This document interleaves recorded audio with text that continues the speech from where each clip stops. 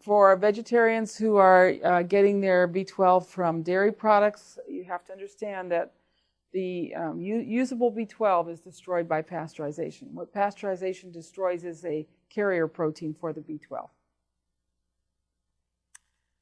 Now, I do have to ask now, do we have any vegetarians or vegans in our group here?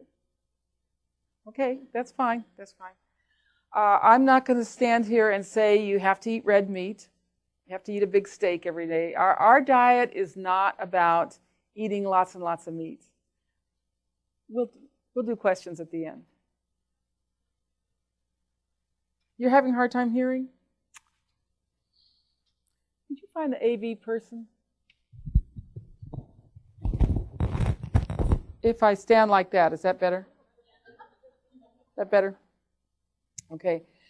So we're not here to tell you you have to eat red meat, that you have to eat a big steak every day. In fact, this beautiful woman comes from a tribe whose diet was just fermented goat milk and insects. So to be a healthy vegetarian, you just eat good raw dairy and insects, right? Or eggs. Eggs have a lot of the same nutrition as insects. And I have met, in fact, I met a man once whose ancestry was Swiss. He had a farm. He had beautiful teeth. He said he had 5 children, all with beautiful teeth, and they only ate dairy foods and eggs.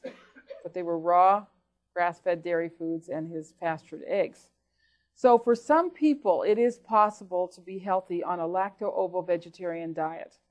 I say some people because there's other people who absolutely do need meat, fish, and organ meats. And particularly if your ancestors were seacoast people like the Irish or a Native American ancestry who had a lot of these foods in the diet, these people are lacking certain enzymes and definitely need to have the animal foods in the diet. My ancestors were Irish and Native American, so I definitely need meat in my diet. And do not think that if you are avoiding animal foods that you are not dependent on the products of slaughtered animals. This is some beef industry propaganda here. Not only the steak on our plate, but many other components come from animal products, waxes, crayons, pharmaceuticals, household products, cosmetics. They use animal byproducts in modern building materials, special types of glues, in hydraulic brake fluid for airplanes. There's a membrane in the telephone that vibrates that's made with beef gelatin. So do not think that you can take the moral high ground and say that you're a better person because you're not dependent on animals, because we're all dependent on animals. And we were more so in the past. We could not have arrived where we are today without the leather from animals, the furs from animals to keep us warm, the bones from animals used for tools. So I actually went to a lecture the other day by a long-term vegan who looked like death warmed over, I have to say. But he basically said this is the moral way to live. And I'm more moral than you are because I don't eat meat. And I do bristle at that. And it's important to know the origins of the modern vegetarian dietary movement.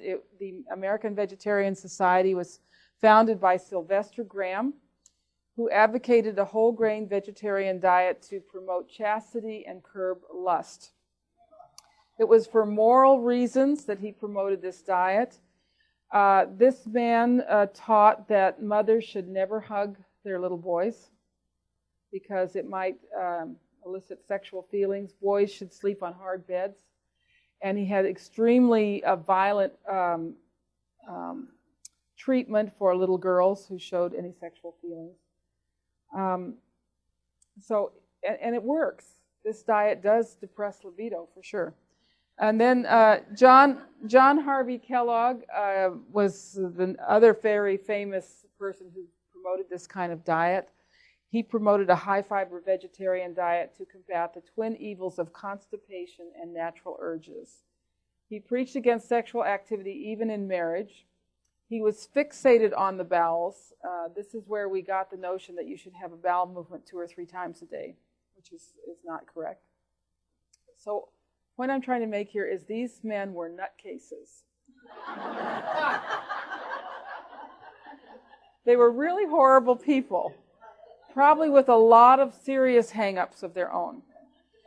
And we've gone through the sexual revolution. You know, we've come to realize that if you suppress natural urges, they reemerge in pathological ways or criminal ways. So we've thrown all that off, but the diet that they advocated is still with us, enshrined as national policy in the dietary guidelines. So, and what we're doing now to our children, we're suppressing their natural urges for fat, for rich foods. And what do we end up with? Pathologies, eating disorders. So we've got quite a long ways to go. All right, this is the key slide of the whole day. This and the next couple of slides. This was Dr. Price's key finding and the part that most people miss when they're talking about Weston Price. He took these foods home to his laboratory and analyzed them for nutrient content and was amazed at how rich in nutrients, how nutrient dense these diets were. Very high in minerals, very high in calcium, magnesium, iodine, copper, iron, all of the key minerals. But even more surprising was the very high levels of what he called fat-soluble vitamins in the traditional diet. There were 10 times more of these fat-soluble vitamins in the primitive diet compared to the American diet of his day. So we're going to talk now in some detail about these fat-soluble vitamins. There were 3 of them. We're going to start with A and D. Very high levels of A and D in these diets. So where do we get vitamins A and D? Well, we get them from certain types of seafood. We get them from fish eggs, fish livers and fish liver oil, like cod liver oil. Fish heads, which we see in Asian diets and the Gaelic diet, extremely high in vitamin A in the fish heads. Shellfish, rich sources of vitamin D, same with oily fish, and the sea mammals, like the seals and the whales and so forth that they ate. And land animals, insects, which are not part of our diet, butter and cream, egg yolks, liver and organ meats, and animal fats, if these animals are outside eating green grass in the sunlight. If the animals are in the sunlight, these foods will be a good source of vitamin D. If they're eating green grass, they'll be a good source of vitamin A. Now, what do you notice about these lists of foods?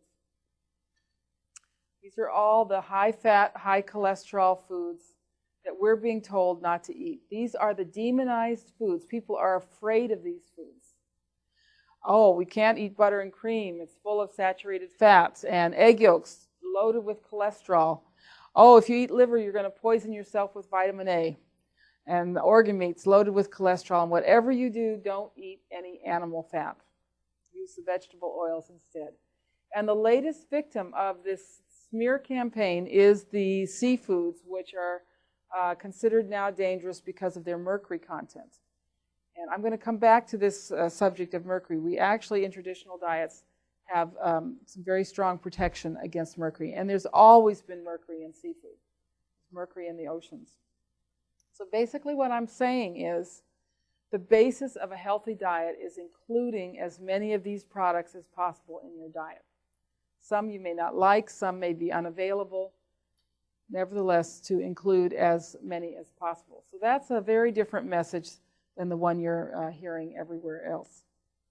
Dr. Price referred to the fat-soluble vitamins as fat-soluble activators because they are the catalysts for using minerals in the food.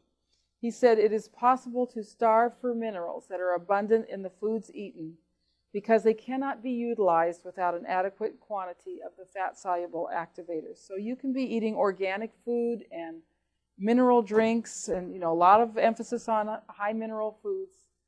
But unless you have these fat-soluble activators, these minerals are going to waste. If you think of the body as a house or a temple, the bricks are the minerals and the mortar is the fat-soluble activators, A and D. And you need both of them for a strong body. Now, there are a lot of myths out there about vitamins A and D. And the first myth is that vitamin A is found in leafy green vegetables and yellow and orange fruits. And I have a special corner of hell in my library for all of the books that say vitamin A is very important, eat your leafy green vegetables.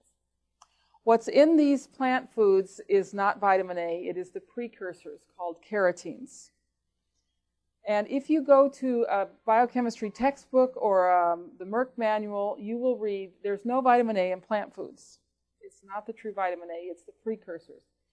This is beta-carotene. It is the most active of these precursors. And what happens in the intestinal tract of animals, and a little bit in humans, we can do this to a certain extent, is that it is split here, and oxygen is added, and you get the true vitamin A. This is the true vitamin A. It's a very difficult process because of this addition of oxygen. It requires a lot of enzymes to take place. And it takes, even in people who can do this, it takes anywhere from 12 to 48 of these molecules to produce one molecule of vitamin A. There was a recent study from England that showed that 47% of all women are completely unable to make this conversion. So a lot of people actually can't do it. In order to make this conversion, you first of all need fats in the diet because the conversion takes place in the presence of bile. And you don't secrete bile unless you eat fats. So there is a reason that we put cream in our soup or butter on our carrots. Because you need that fat to actually use those carotenes, to make vitamin A of those carotenes. Plus, the foods taste so much better with the cream or butter. So there's, our taste buds are telling us something.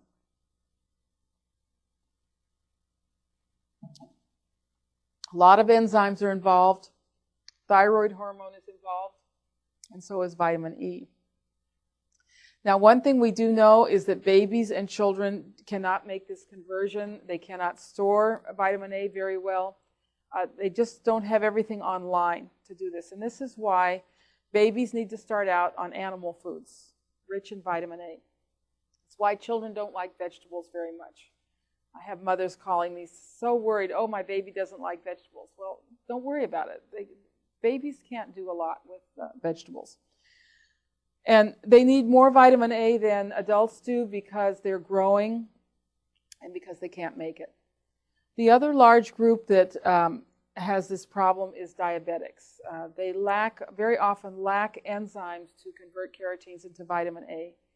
And when you think about the problems that diabetics have, such as healing, retina problems, and kidney problems, these are all problems of vitamin A deficiency. And I'm not saying that vitamin A can cure diabetes, but vitamin A can support the diabetic and prevent all of these terrible side effects that they sometimes have. Are we okay in the back? No? We're trying to get AV to make it louder. I do apologize. If you have poor thyroid function, poor liver function, leaky gut, a lot of additives in your diet, you can't make this conversion. Pesticides and toxins. The reason pesticides are toxic is because they interfere with vitamin A pathways. That's why they're toxic. And so if, I know none of you use pesticides, but let's say you live next to a farm that used pesticides, you live in an apartment building where they've sprayed, or you have to work in a hairdresser, a print shop, a cleaner's, you're exposed to chemicals all day long. You need more vitamin A because the way those chemicals harm you is through these vitamin A pathways. And just eating a lot of carotene, a lot of leafy greens, a lot of carrots, that shuts down this whole conversion mechanism. So even under optimal conditions, plant sources of carotenes cannot supply sufficient vitamin A for optimal health. And vitamin A is critical. It is needed for mineral metabolism, as we said. You need it to absorb calcium. You also need vitamin A to use protein. What happens when we eat lean meat or consume skim milk or eat egg whites without the yolks or take a protein powder? The body says, protein. I need vitamin A to use this protein, and it goes to the liver to get the vitamin A. And the quickest way to deplete your body of vitamin A is to eat a high-protein, low-fat diet, which is what's being promoted these days. And I can't tell you how many people